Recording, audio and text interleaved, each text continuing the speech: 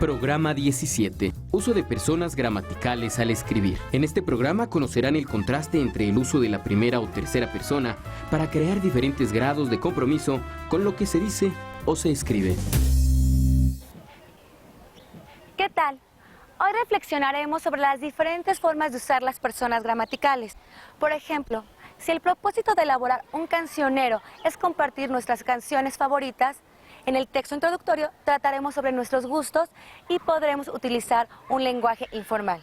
En cambio, si lo que queremos es dar a conocer una investigación que hicimos sobre algún género musical, en el texto introductorio explicaremos por qué hicimos esa selección y tendremos que utilizar un lenguaje formal.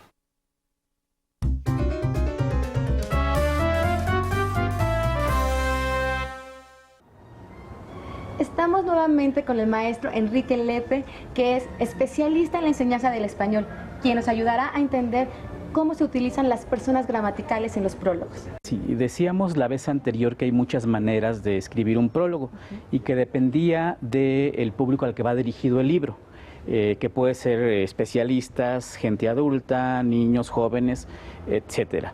El lenguaje que se usa en un prólogo depende también de este tipo de destinatario. Puede ser uno muy formal al escribir o puede ser uno informal.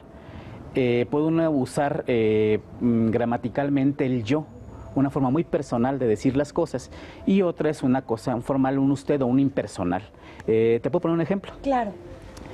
Mira, este libro que se llama, tiene un título precioso por cierto, Más crueles son tus ojos, es una antología poética del romanticismo hispanoamericano. Te voy a leer un poquito del prólogo. Crecí con la idea de que el romanticismo era la más evidente manera de ser cursi y de que lo romántico había trascendido del siglo XIX para internarse en el siglo XX. Como ves, incluso al manejar la palabra cursi se nota el lenguaje formal, pero lo interesante es que está dicho desde el yo. Dice, crecí con la idea, es decir, crecí ya implica el uso gramatical del yo, de la primera persona del singular. Es un ejemplo. Y otra manera es ser un poco más formal e impersonal. Te pediría que leyeras este ejemplo. Claro que sí. La poesía de Juan Gelman es un concentrado de memoria, experimentación y conciencia. Memoria porque en ella se juega como un destino, la suerte de un pasado de la historia latinoamericana reciente que ha dejado una huella indeleble en el hombre actual de nuestros países. La historia de una lucha por la transformación de nuestras sociedades y la represión de esa lucha.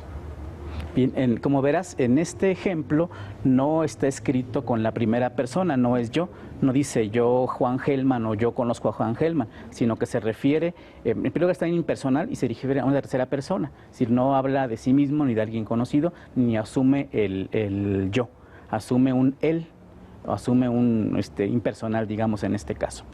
Maravillosos los ejemplos que nos has dado. Creo que nos ha quedado mucho más claro cómo se utilizan las personas gramaticales en los prólogos, ¿verdad, chicos?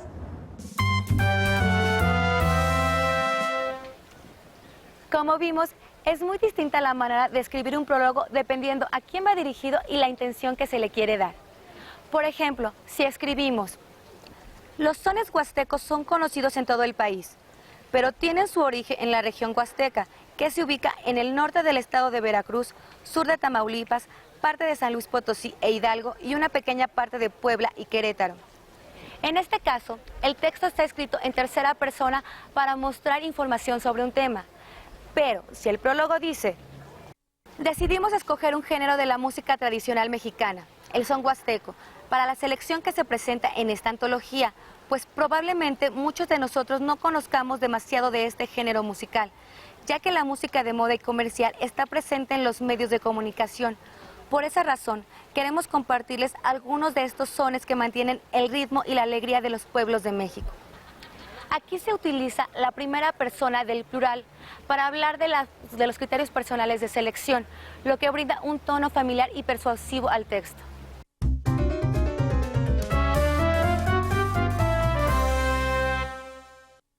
¿Nos podrías decir cuáles son las características de un prólogo?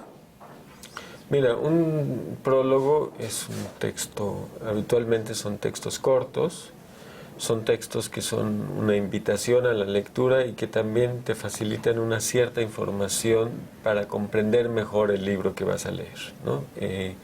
Esa información puede ser de todo tipo.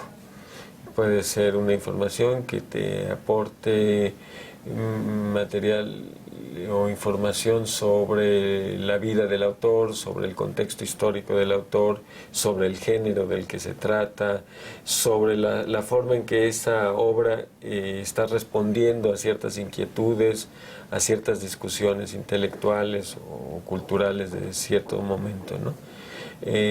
También un prólogo, además de ser un texto informativo, puede ser un texto, como dije antes, que sea una invitación, que hable desde la experiencia del autor del prólogo, de por qué es interesante ese libro, y que de alguna forma te ayude a ver cosas dentro del libro que habitualmente no verías, ¿no? Porque no compartes esa experiencia, etcétera, ¿no? Y también te puede relatar la propia experiencia del autor del prólogo, pues cuándo se encontró este libro, si tuvo o no tuvo relación con el autor, en fin.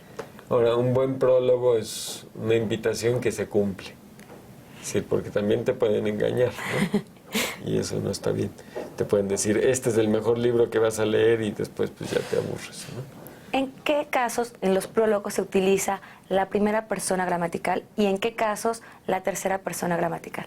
Mira, habitualmente se utiliza la tercera persona gramatical en los casos en donde se trata de un prólogo más académico, ¿no? Realmente está hablando del contexto histórico, del contexto cultural, de la biografía del autor. Tiene una intención mucho más, digamos, explicativa que en el caso de la primera persona, ¿no? En el caso de la primera persona se habla más de la propia experiencia de lectura del prologuista, y también, digo, hay prólogos en donde pues el que habla en primera persona pues es una persona muy importante, y de hecho quiere resaltar el valor de una obra que probablemente es menos conocida, y entonces utiliza la primera persona. Yo, Jorge Luis Borges, voy a hablar de este libro de un autor nuevo y me parece muy importante hablar de esto, ¿no? Pero fundamentalmente es una distinción por la distancia, ¿no?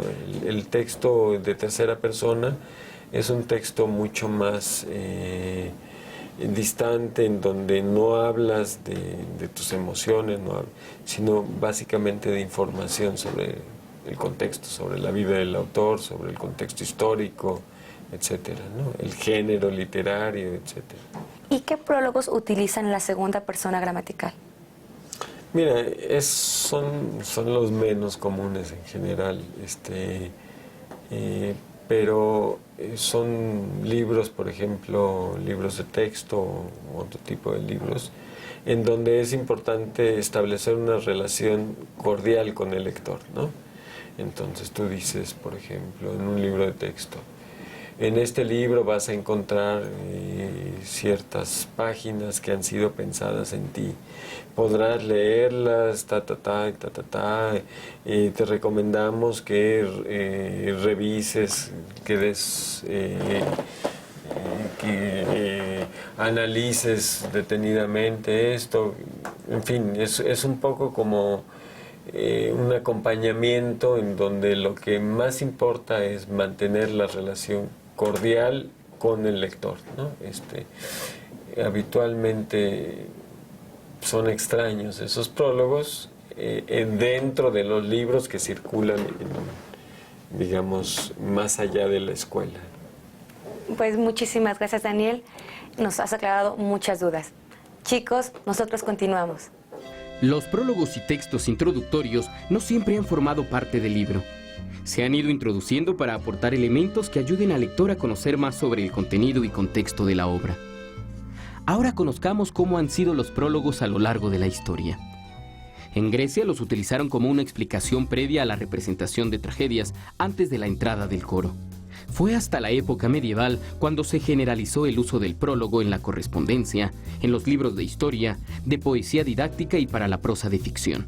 En la Edad Media se utilizaban para captar la atención del público a través de dedicatorias o el subrayado de las novedades en la obra. Los prólogos también cumplían las funciones de enseñar y moralizar.